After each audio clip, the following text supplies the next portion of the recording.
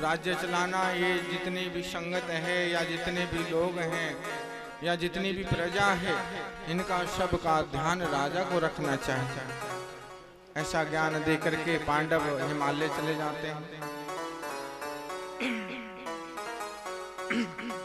लेकिन आज परीक्षित के मन में एक बात आई।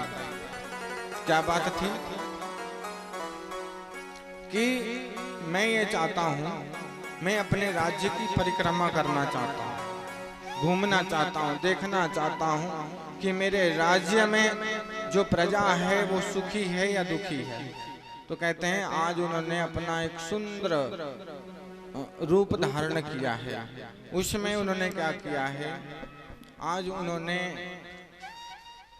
अपना खजाना खोला और उस खजाने में क्या था? जो जरासंध है उसका मुकुट उस खजाने में है, बड़ा चमक रहा था। तो परीक्षित ने उनको उठा करके आज अपने शीश पे, अपने सिर पे रखा और बाहर निकले तो सुंदर तो दिख ही रहे थे, स्वर्ण का था। तो घोड़े पे सवार होकर के, रथ पे सवार होकर के अपने राज्य की परिक्रमा उनके देखने के लिए निकलते हैं। तो क्या हुआ? उन्होंने रास्ते में क्या देखा?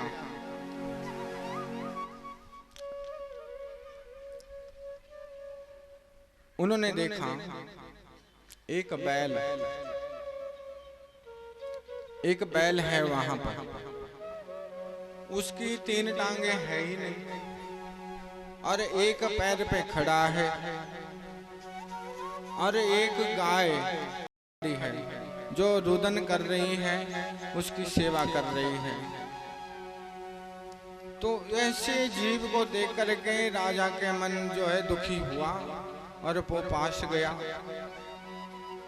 अब वो बैल को देख करके राजा जो है कहने लगे, राजा को कहने लगे, आइए राजन, मैं धर्म हूं और मैं धर्म हूं। सतयुग में मेरे 4 चरण होया करते थे। सत्य, पहला चरण सत्य का, दूसरा दया, तीसरा पवित्रता और चौथा दान।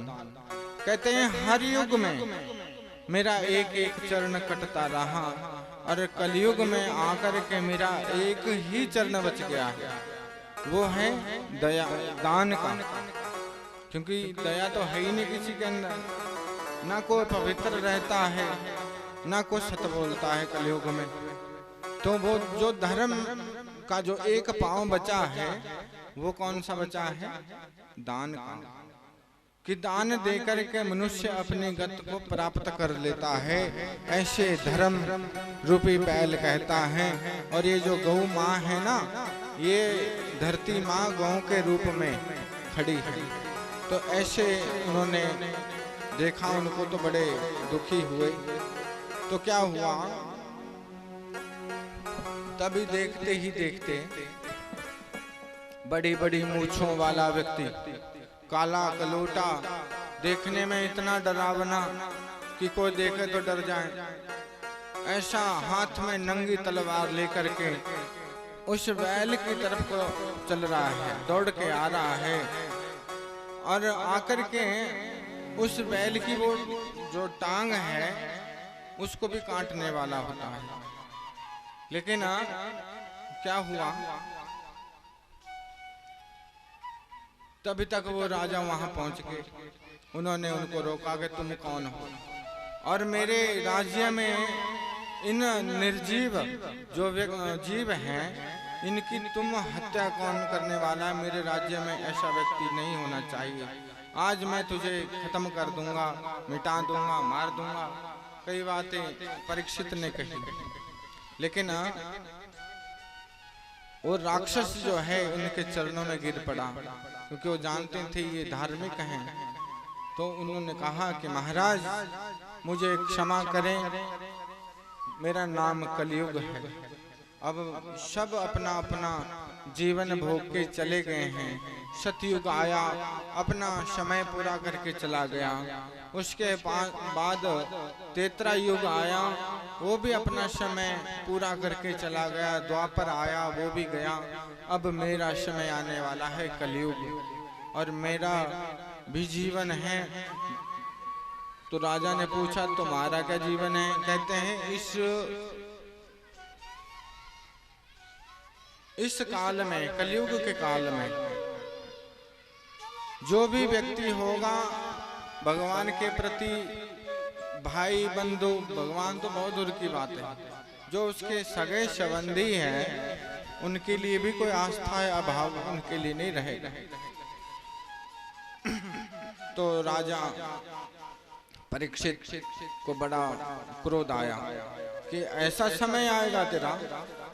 उन्होंने खींच दी तलवार तो उनके चरणों में गिरा, तो उनको अपने पितरों की याद आई, पांडवों की याद आई। उन्होंने कहा था कि दुश्मन भी अगर चरणों पे गिरकर माफी मांगे उनको क्षमा कर देना चाहिए। तो उनको क्षमा किया और उनको कहा कि दुष्ट अब तू चला जा, जहां से आया है वहीं चले जाओ, मैं तुझे अपने इस राज्य में प्रवेश नहीं करने दूंगा। तो उन्होंने बड़ी प्रार्थना की परीक्षित जी से। तो परीक्षित जी ने उनको 4 चीजें दी कि तेरा जो है स्थान उन जगहों पे रहेगा, वहां तेरा प्रभाव रहेगा। धूतम पानम स्त्रियशुना, 4 घर दिए उसको। वो घर क्या है? पहला जो है जहाँ जुआ वगैरह खेला जाता हो, शराब वगैरह पी जाती हो, जहाँ पर कत्ल होते हो, कत्ल खाने होते हो, और सोना जहाँ क्रियाएं होती है, ऐसी जगहों में तुम्हारा स्थान रहेगा। तो वो कहने लगे कि महाराज ये तो पहले ही गंदे हैं, कुछ ऐसा स्थान दो जहाँ पर मैं सुख से रह सकूं। तो उन्होंने उनका स्थान दिया स्वर्ण का, सोने के लिए। सोने का उनको स्थान दिया, और जैसे ही राजा ने सोने के लिए कहा तो तुरंत कलयुग उनके मस्तिष्क में जाकर के बैठ गए। और भगवान जो है ये राजा परीक्षित जो है धीरे धीरे आगे बढ़े। तो कहते हैं एक समीक जी की कुटिया आई और उनको बहुत प्यास लग रही है। तो संत समीक जी जो हैं भजन में लीन हैं, भगवान का ध्यान कर रहे हैं। तो सबसे पहले देखो उस राजा के दिमाग में क्या बात आई कि ये दुष्ट साधु मुझे देख करके नाटक कर रहा है। मतलब उसके विचार हो ये कलयुग का प्रभाव है, जिसके अंदर दूसरों के लिए उल्टे विचार प्रकट हुए नहीं, तो समझो उसके अंदर कलयुग का प्रभाव हो चुका है कि ये दुष्ट साधु मुझे देख करके नाटक कर रहा है, मेरी आवाज को सुन नहीं रहा है या मुझे अनदेखा कर रहा है। तो इस तरह से जब उन्होंने देखा तो उन्होंने क्या किया, मरा हुआ सांप लिया और बाबा जी के गले में डाल दिया। उनका एक शिष्य है समीक जी, छोटी सी आयु में है। जब उनको पता चला कि एक राजा आया था, उसने आपके पिताजी का या गुरुजी का अनादर किया है,